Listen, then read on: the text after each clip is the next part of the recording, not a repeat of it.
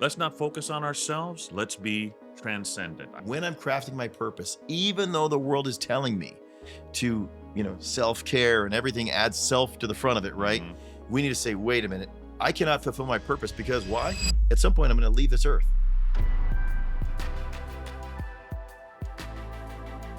Hello, and welcome back to ReedFlections, a podcast on life, leadership, and learning. My name is Art Calderon. I'm here with Reed Nyffeler. Reed, you are a CEO of a global franchise company. You're a father, you're a husband, you're a son, you're a local leader, and you're sharing a lot of your experience and a lot of your successes with us. We've been through several episodes now. Thank you to everybody who's commented and watched us and left some comments that are insightful. Both of you. And episodes 1 through 4, we talked about priorities, which is great. I found that fascinating. Episodes 5 through 9, we talked about habits, taking those priorities, those ideas, and putting them into habits. Now we're talking about your purpose and beginning to know your purpose. And finally, today we're going to talk about considering, and this is huge, transcendent things. Transcendent things. Huge word, Reed. I know you like big words. Please tell us, what does transcendent mean to you? Yeah, and I think as I get to that question, we don't want to live this default life. We want to live life on purpose. So that starts with priorities, as you mentioned. Then we operationalize and make those habits that we're ready to then tackle our purpose. And as we discussed last time, we want to make sure we can do that forever, eternally. And now it's this big word, transcendent. Mhm. And what does that mean? And that means it can't be about us. Our purpose is never about us. Even though we are the ones living out that purpose, the fulfillment of that purpose cannot be about us. It's So it transcendent. transcends our immediate experience. Right. It's And bigger this than is that. this is very counterculture, Yeah. right? And actually it's complicated because for self-preservation purposes, right? Even if you're on a plane, it says, put your mask on first before helping someone else. Yeah. Right. And so we're told if we do not save ourselves, we cannot save someone else. Right. Even in that often recited Savior, put your mask on first scenario. And so for self-preservation things, and then culturally, I often comment that literally, although some of the most popular things in the last 20 years have really had one central point, and that is I. Or me, iPhone. I mean, Ooh. the majority of people have I. Going I after think the iPhone now. I'm going straight after the iPhone because you put self-interest first, right? Selfie, right? What do we do with that yeah. iPhone? We take a selfie. Yeah. We don't take, when I was growing up, everyone took pictures of someone else or something else. Not anymore. Now it's all about me and my photo. Yeah.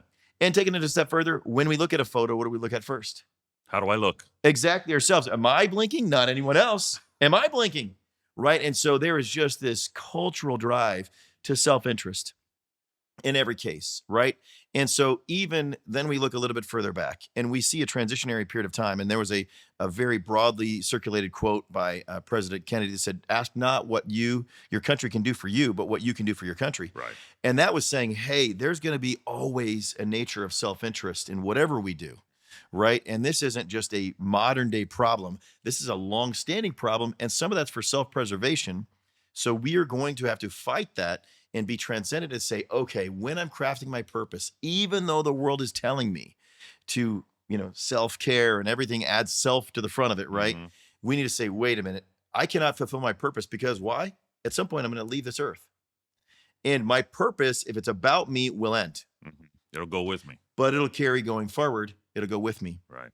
And so, when I was reflecting on that, I said, okay, if my purpose isn't about me, who was before me that created a foundation that I could build my purpose on? And so, Because we're going to be gone, and in 100 years or 200 years, someone's going to be looking back and saying, what did he do? that's right. What was his purpose? And if your purpose was all wrapped up in you, That's right. they're probably not going to have much to think about, right? They That's might watch exactly this podcast, but they're not. But if your purpose was transcendent, then it's going to be evident in the generations that come after us. Is that right? Absolutely. And as we talked about in my priorities, part of my foundation is my faith.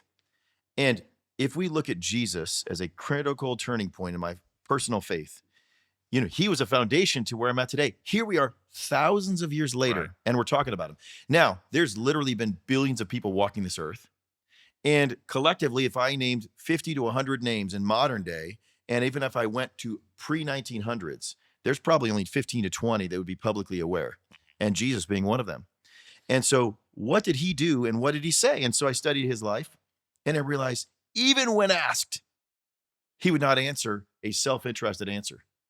He would say something, I am here on behalf of my Father. Mhm. I have come to seek and save the lost. He's making comments that would otherwise redirect to a transcendent purpose that was never about him. Now, So he's a pretty good example. he's a pretty good example. Yeah. So let's go something a little bit more recent. We look at Abraham Lincoln, Mhm. right? He is foundational, or I'll say a step before that, George Washington. George Washington, as I studied his life, I believe was only home for about 9 months. And at home, 9 months in a 20 to 25 year period of time. He's fighting the American Revolutionary 9 War. months. And 9 months. So we Wow. talk about traveling and we're gone for 2 weeks and we miss our family, Yeah. right? I know you were deployed and away from your family for 6 months in war. Now imagine over 20 years, you're only home 9 months, Yeah. right? And obviously travel and communication was not as easy at the time. Right.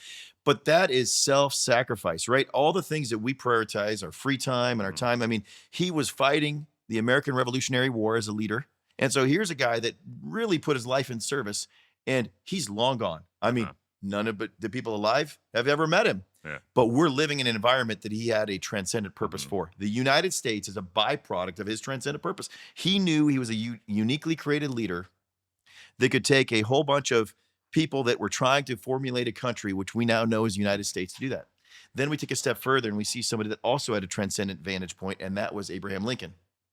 And he came in and he was preserving the Union, right? And so here is the probably the most tenuous time of American history, where we could have been divided. We could have been a country divided, as there was the electorate was not aligned, and there was obviously different sides of that. Mhm. And in the end, he gave his life for that, right? He died shortly after winning the Civil War, and he knew it was going to happen. He foresaw it, right? If you read his letters or his He experience, talked a knew, lot about that. he talked a lot that Yeah. saying this is going to be the end of my life. And so, but he was saying it wasn't about me. All his decisions were not to his benefit, actually. They actually led to his detriment. It was about the preservation of the United States and ultimately bringing people together that required a level of self-sacrifice. And then we go to even more recent that many people might be familiar with. That's Martin Luther King Jr. He didn't see the dream. Realized he had a dream, but he Mhm. didn't live in that dream. Mhm. It was merely a dream for him. Yet, as a byproduct of that, we're living in better times than at that time when he was there. And certainly, his transcendent vantage point is what actually had the power. And we can talk about Gandhi as another example. They clearly understood transcendent, servant-led leadership that ultimately made them people that we brought up in this conversation. You know, I remember my son, my oldest son. We were talking one time, and we were talking about a time. I was telling him about a time when he was younger, much younger, and I was much younger, and I was working a lot because I had to. I had actually 3 jobs at one time, juggling. Early in the morning, I'd go to one job, then I'd go to my regular job where I had benefits during the day, and then I'd go at night at another job, and it was hard. But he says, "Wow, Dad, those must have been dark times." And I was like, "What? No, I didn't look at it as dark times. I just looked at it as, well, I have 4 children and a home and a wife and a family, and my purpose for being here is to make sure, facilitate their success and their enjoyment in their life, not to make myself more comfortable, or I guess I just would have, I don't know what I would have did. That never occurred to me. It wasn't a dark time, but I was trying to think, even though I couldn't verbalize it at the time, I was trying to think transcendently. Yeah, and I think you bring up a very valid point, because transcendently isn't about what you're doing. It's about the mindset associated with why you're doing it. It's not what you're doing, it's why you're doing it.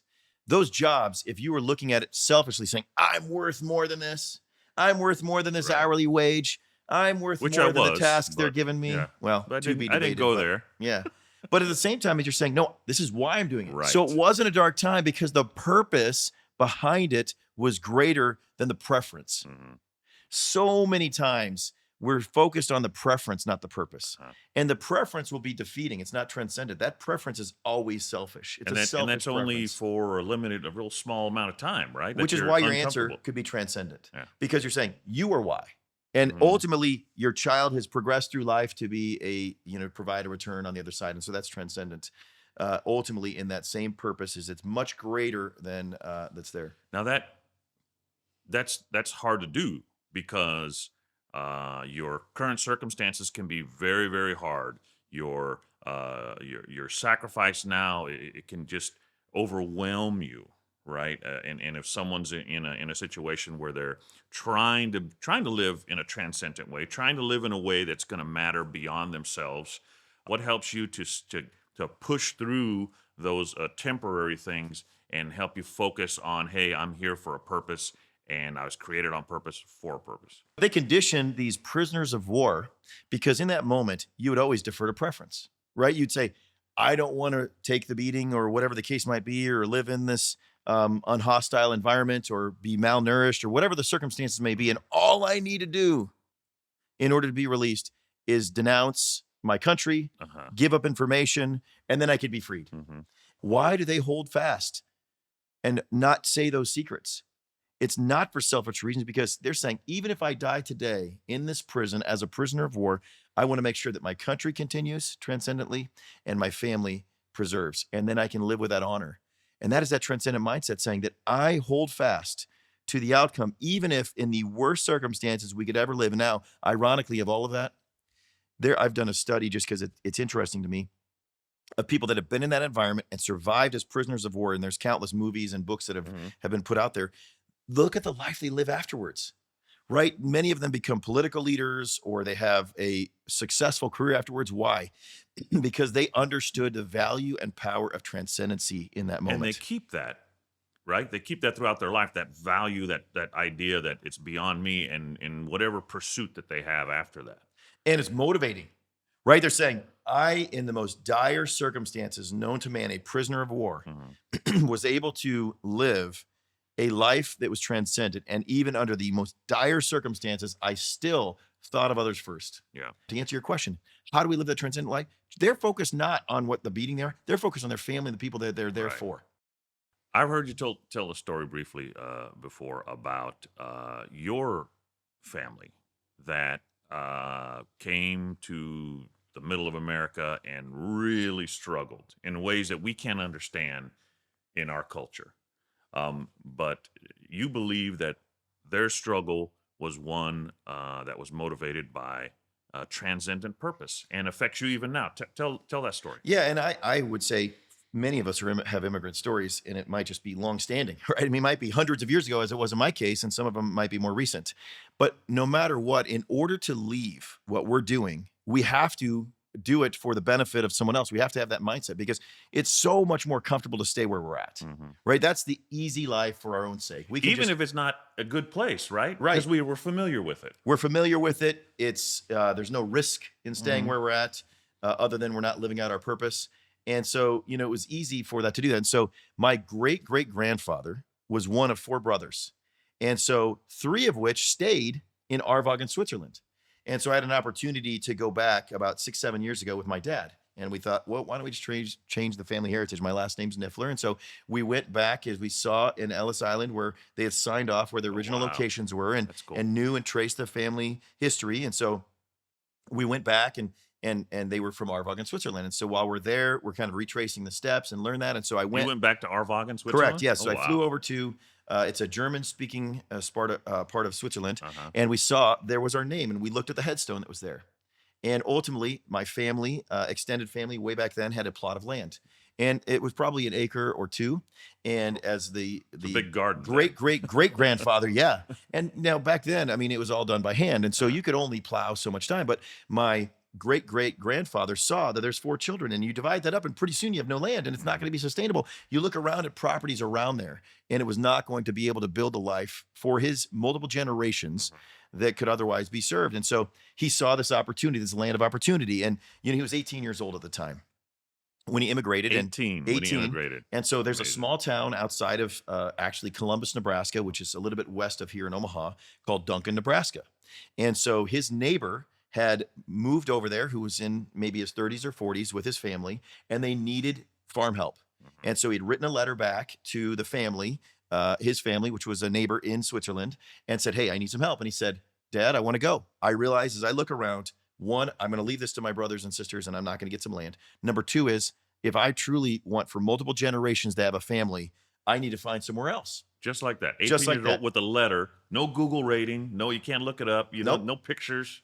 And huge risk, right? And so Yeah. here he hops on the journey. It was months, right? At that time, you're taking a train likely, Uh-huh. or finding your way to the coast, hopping on a ship, going to Ellis Island, then hopping on the train until it ends there in Duncan, Wow. Nebraska, which is thousands of miles. So this was Uh-huh, months. uh-huh. And I remember the story where his father gave him, what would be equivalent to $20 and said, "It's a one-way pass, man. You're Man. essentially going to make it all the way Burn there." the ships. Burn the ships. And so he makes it to Duncan, Nebraska. He's working there with his neighbor, and he realized, okay, if I work hard, I'll be able to get a land. And so that's what he did. He worked diligently, and he got his own land act. And so it's a plot of land. And so then here come to the United States. I went and I toured that. And outside of it, there's a 100-year homestead that our family has been on that property for 100 years.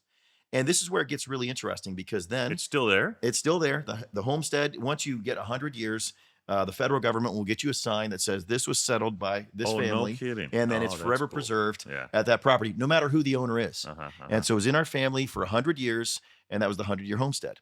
And so obviously the family's very proud of that. And so then my great-great-grandfather, he came and he said, "You know what?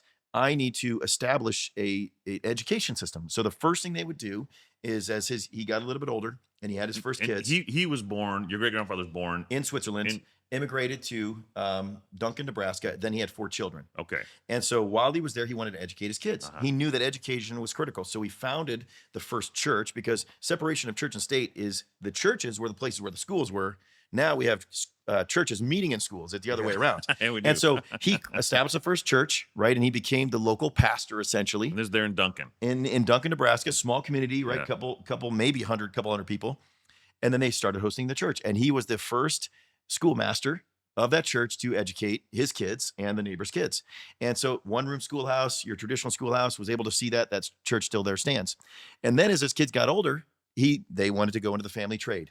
And so he co-signed onto their land. And then my great-grandfather got one of those properties. One of his 4 sons. One of his 4 sons Uh-huh. got one of those properties. And so then technology was evolving, right? And so Yeah. he had kids, and my grandfather then was the first one to get through 7th grade.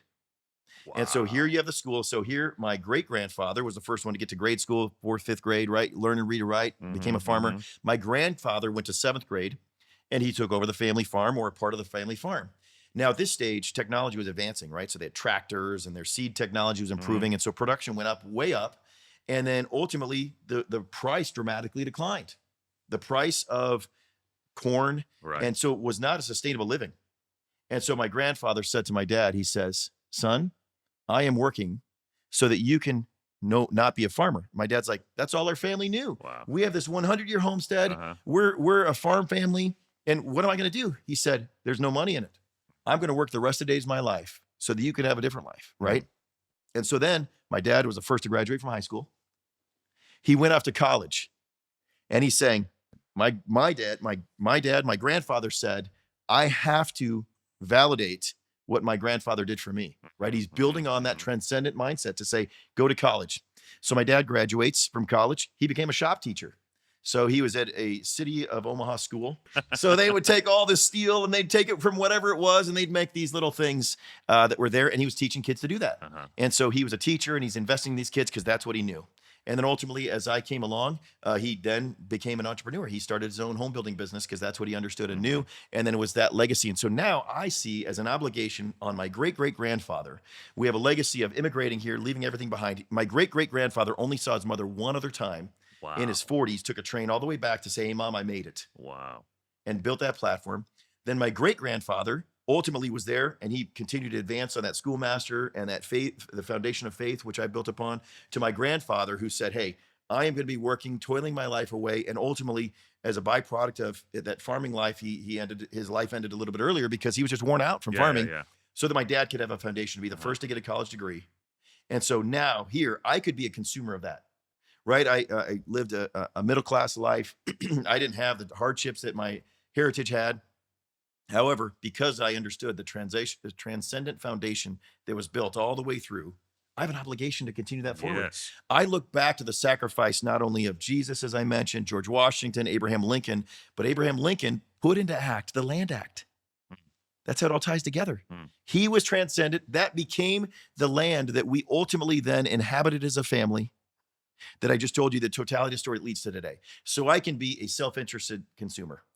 I can say that my purpose is to live the historical sacrifices that everybody to date made on my behalf, and I can just consume Just for my own enjoy it. benefit. And just enjoy Just it. sit It's about back me and- now, yeah. right? I can consume whatever I feel like consuming because it's about me now. Instead, no, I say, you know what?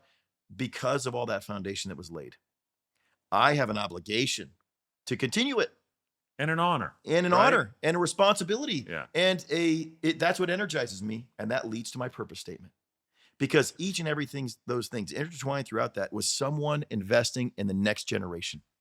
And so today, as I look forward to saying, where are my kids and my grandkids and my great grandkids? What environment am I creating for them? Just as my great great grandfather created for me that I never met, what environment am I creating for them? And that is a transcendent mindset to say, the next generations that are in front of me, what environment am I creating today that they'll live in later that they may never even see or realize? And are you able to keep that in mind when you're running around doing the day-to-day, you're in the middle of the grind, you have meetings, you have tough decisions, and you have to push your way through different things. Is that still in there? Absolutely. So I think that's where it has to be super practical. Because as I mentioned, for self-preservation purposes, we're always going to think about ourselves, right? If we're hungry, we're not thinking anybody else is hungry. We're thinking about we're hungry, right? I mean, that's just a basic human need, Yeah. right? We're not saying the first thing that comes to mind is I'm hungry, not are you hungry is the next thought to say, let's go get something to eat, Yeah. right? It's still about ourselves. And so it's super practical. So then how do we apply this practically to not fall into that self-interest? Anytime, and this is a trigger in my mind, anytime I'm inclined to think about myself, I say, what can I do? Right? And so, for example, What let's can I use that. do? Do for someone else. Okay. What can I do for someone else? And so one of my most, my prized relationship is that with my wife. And so obviously in a marital relationship or any family relationship, we are the most comfortable typically in those environments. And as a result, we can think about ourselves the most, right? I just need to relax. I want to watch my show. I want to eat what I want to Long day eat. at work. I don't want to. Yeah. Okay. And ultimately, so then I've said, okay, if I am thinking about something, ask for the other first. So for example, most on the weekends, we have leftovers, right? That's what we eat. And that's kind of our routine to eat our leftovers throughout the week. So I always ask, what leftover are you interested in? Of course, if you open a fridge, there might be leftovers I might be interested in, but I defer to self. That's just a daily sacrifice. Then obviously we have a living room TV, right? These are all basic and practical. Instead of saying, I'm going to watch my show, I'd say, would you like to watch a show?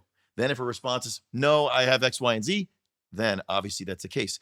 Now, obviously we have these preferences and we think we should take care of ourselves first, but that is just a daily discipline, very practically to say, if I am looking for something, what can I ask someone else about?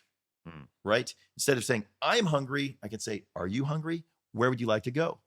Right? And so you defer, especially in the temporary decisions, to someone else. And that is a way to remember the transcendent component practically. So what are some of the things, some specific things that you're doing now with your business, with your life, and with so many resources you have now that you didn't have 10 years ago, 20 years ago? What are some of those things you're doing that you hope carries on that heritage and that legacy? Sure. And I think we're going to get more into this in the next episode, which is about universal application of that purpose statement. But in a transcendent sake, I mean, ultimately, I recognize as my role has evolved and I continue to grow as a leader, that I am not having more people work for me. I'm working for more people. And that's a transcendent mindset. And so as we categorize those, in our case, we're a franchise organization. So I'm working for more franchisees to establish a legacy in their own lives that their families and heritages can live upon. But also as I look around as the culture, and now I have employees here as well, I look at that and say, okay, what drives us as selfishness is when we aren't comfortable in our environment, right? If we are fighting to survive inherently we have to be selfish, right? Mhm. We need that last scrap of food or life doesn't exist.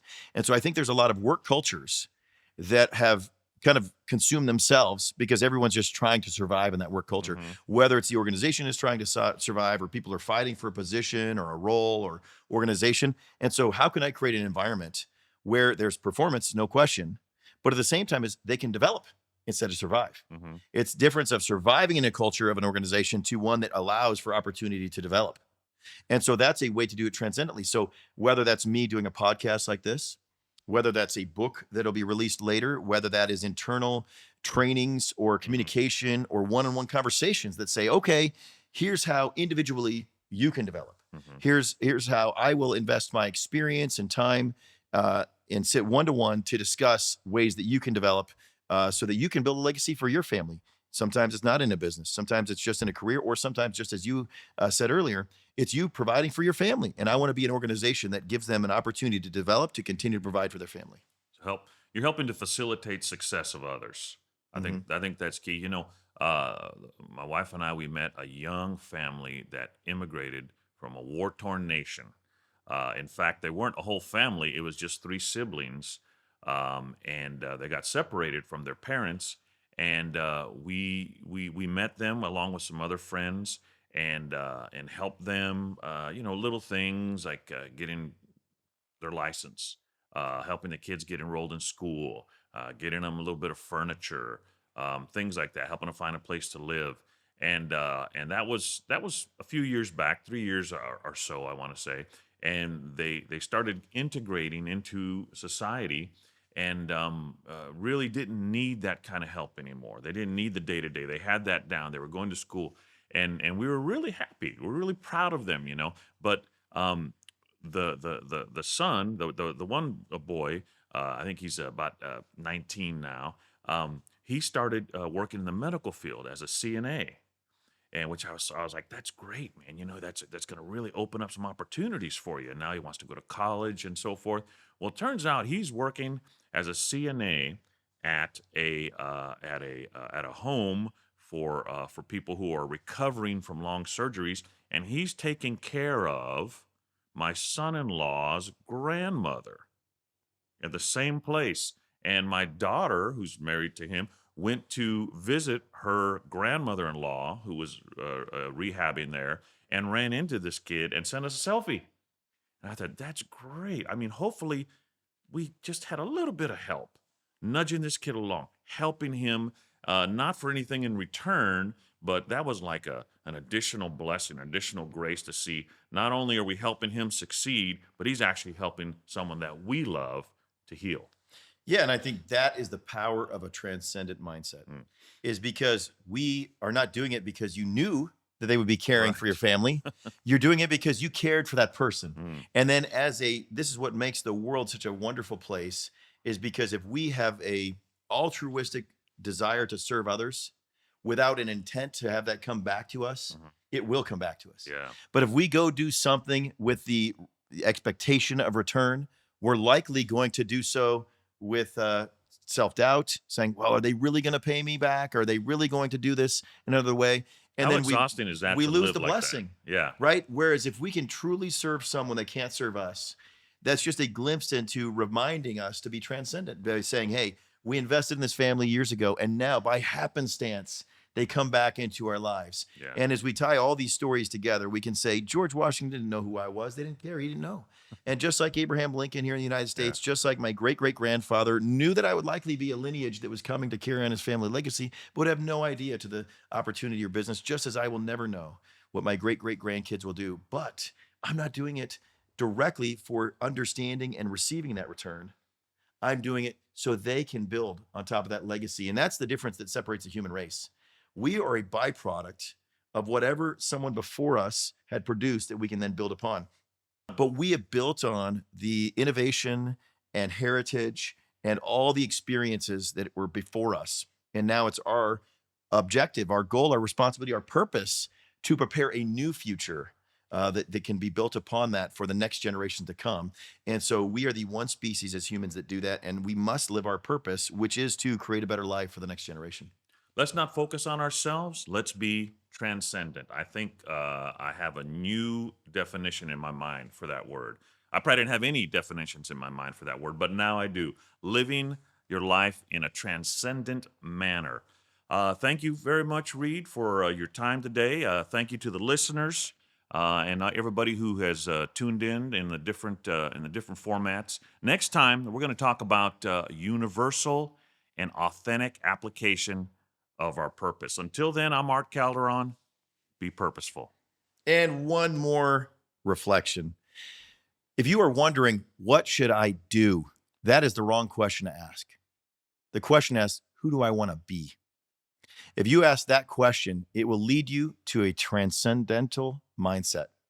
You will transcend the circumstances of self-interest to recognize, who do I want to be? And then, who do I want to be to whom? And that will help you find the answer to how to transcend as we build this life on purpose and avoid the default life. Think about, who do you want to be?